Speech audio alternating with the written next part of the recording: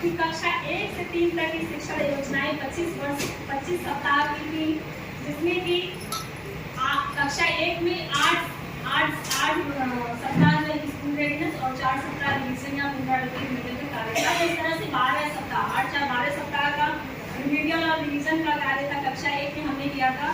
इसी तरह कक्षा 2 में शुरुआती 1 से 4 सप्ताह तक हमने पुनरावृत्ति और रिवीजन का कार्य किया। इसी प्रकार कक्षा 3 में 7 सप्ताह का यानी 42 दिन की पुनरावृत्ति और रिवीजन का कार्य हम लोगों ने किया है।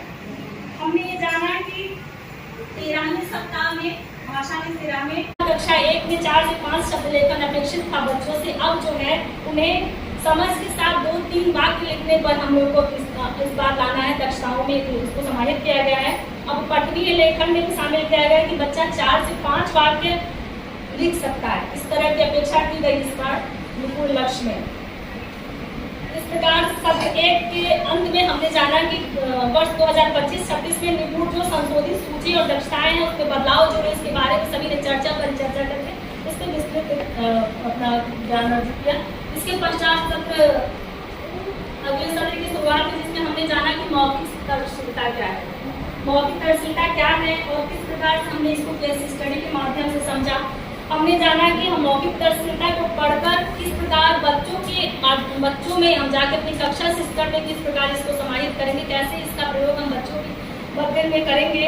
तथा हमने जाना कि मौखिक तर्कशीलता हमें किसी पाठ को सुनकर पढ़ने और समझने और समाधान करने का और निष्कर्ष तक पहुँचने में किस प्रकार मदद करेगी और किस प्रकार बच्चों को जागरूक करने और चौमुखी विकास हेतु तो मौखिक तर्कशीलता किस प्रकार से आवश्यक है।